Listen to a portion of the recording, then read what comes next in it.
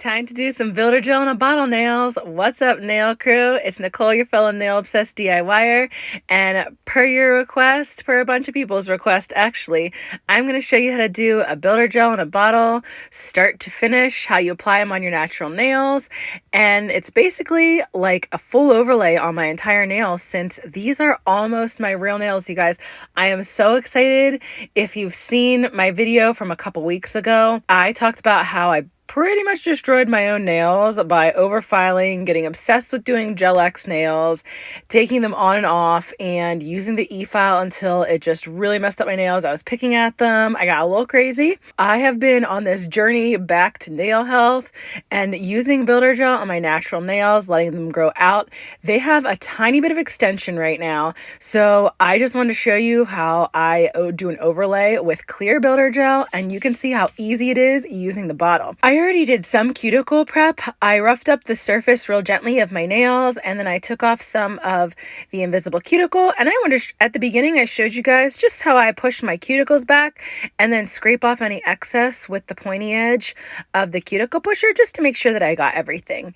Then you use dehydrator. You can either use an actual dehydrator, or if you don't have any, you can use isopropyl alcohol, at least 91%. That will make sure that your nails are nice and dehydrated. Then I like to use primer. I'm really trying to use only HEMA-free products. So I'm using OG's HEMA-free dehydrator and primer. When I use HEMA-free primer, I make sure that I do 2 layers of primer. So I do it one hand at a time.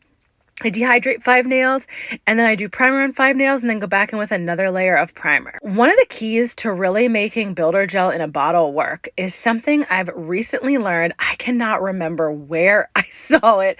I don't remember if it was YouTube or Instagram. I have a terrible memory. I am constantly trying to learn new skills, learn new tips and tricks to show you guys and share with you. One of them that I learned was when you're applying any kind of like gel overlay, a thicker gel like builder gel or rubber gel base, you want to make sure that a majority of the product is at the bottom of your brush. This just helps the application so that you're not dragging it all along your nail, you're not dragging the brush, and you're able to more float it. So if you were using builder gel in a jar, you would have the majority of your product at the bottom of the brush because that's what you're already using. You're just using that little brush, the builder gel brush, and scooping it into a jar. But when you're using builder gel in a bottle, the brush is already in the bottle. Oh my gosh, I can't talk today. The brush is already in the bottle. So you want to make sure that you have the majority of the product, allow it to float down to the end of the brush, and then go to put it on your nails. I noticed I did this time. I haven't done it like this before where I really let the product sink to the bottom of the nails. It was so much faster, so much easier. I was so excited. I was so excited now to be able to share it with you guys. Make sure you hit that subscribe button if you like tips and tricks on builder gel, because I have so many more plans for builder gel manis and doing some fun nail art with them in 2023. So make sure you're subscribed so you can catch it. One other thing that I found helpful, but with builder gel in a bottle, is taking a really thin nail art brush and using it after I've placed the majority of the application of the gel down on my nail, using it to get really close to the edges and take the builder gel right down from the tip of my nail and moving it back towards the apex. Then I flip my hand over from my nail over for at least 10 seconds before I flash cure. That was a game changer. So these 2 things that I figured out how to do have really been awesome. This application went so fast. Typically, builder gel in a bottle takes me longer than a jar, but now that I have these 2 new techniques, one by letting the gel product float down towards the edge of the brush, and then using that really thin long nail art brush, I was really able to get this applied much faster. And if you're like me, you don't have a lot of time, maybe you have kids or you work a lot of hours or you just don't want to take forever on your nails, those 2 tricks will really help you to do your builder gel application much faster and like efficiently, because we don't just want to do it fast, we want to do it correctly, we want to do it nicely. So once you finish applying the builder gel to all 5 of your nails, make sure you fully cure those. I flash cure each nail for 10 seconds and then I fully cure them all for 60 seconds. Make sure you do your thumb separate too. Let this be your warning. Anytime I've tried to cure my thumb with my other nails, it ends up being a mess and it doesn't fully cure. You do not want that. That is how gel allergies happen. Cure that thumb separately. And it does take a little bit longer, but you know what? In the end, it is totally worth it. Now, I do go back in with a second layer now that my natural nails are starting to get pretty long. I want to make sure that I have a nice apex built. And when I'm working on my second layer, whether it's with a jar or a bottle, I focus the majority of my application towards the center of my nail and then just kind of spread it out, because I'm trying to build, again, I'm always trying to make sure that I'm paying attention to my apex and making sure that it's nice and strong, because as your nails get longer, now that my nails are getting longer, they're going to need a strong apex or they'll break, especially if you're somebody like me who is super hard on their hands, who, I wash my hands 50 million times a day. I run around and play with my kids when I'm not at work. So I'm really rough on my hands. Like I always am smashing my hands, popping off dip, because I dip over top of my builder gel. I'm always like smashing dip powder off because I'm just not exactly what anybody would ever call delicate. So I always have to make sure I really pay attention to my apex. On that second layer, I kind of float it down the middle of my nail and then float it back from the tip back towards the center to really make sure I'm working on it.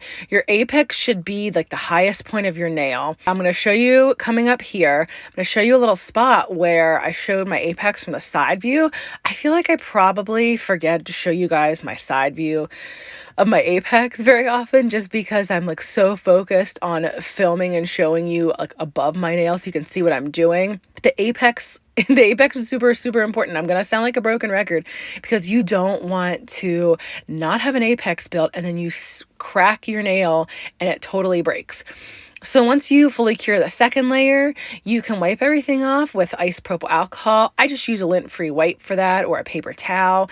You don't have to use your scrub brush. Sometimes I like to use the nail scrub brush. I typically do that first when I'm doing my cuticle prep. I use isopropyl alcohol on a stiff nail brush, and swipe down. This way you get all the dust and dirt and out of all the nooks and crannies of your nail. Yes, I'm going to try to figure out a way to say nooks and crannies like in every single video. I don't know. I just like those words. I like to take a hand file. I know some people do not like to use a hand file to do their filing and shaping of their builder gel. If you do not like to use a hand file to file and shape, you can use a sanding bit. And I would recommend, I have 240 grit, which is like really soft.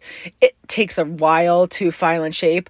I would recommend getting like 100, 180 at most if you're going to do your filing and shaping and buffing with a sanding bit. The next thing I do is after I finish filing and shaping, I like to wipe all the dust off again. That time I do use a stiff nail brush. I brush downwards from the cuticle to the tip just to make sure I get all the dust and dirt off. And these are steps that you don't have to do, but me personally, as somebody who gets lifting easily from gel base, this really helps any kind of gel that I'm doing on top of my nails adhere really well. I like to do a layer of primer on my builder gel, sticky roughed up surface to adhere to.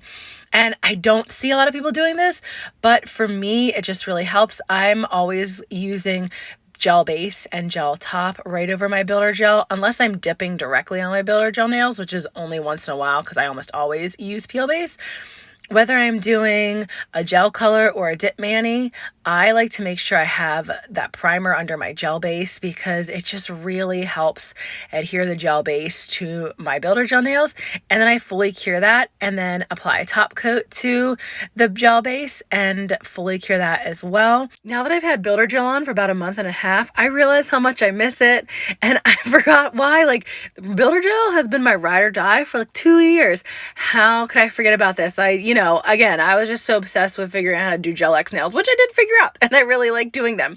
Drop a comment below and let me know if you prefer Builder Gel or Gel X nails. And if you're still struggling with Builder Gel in a jar, don't you worry, I got your back. Come check out this next video where I go over how to use Builder Gel in a jar. Thanks so much for joining me today, Nail Crew.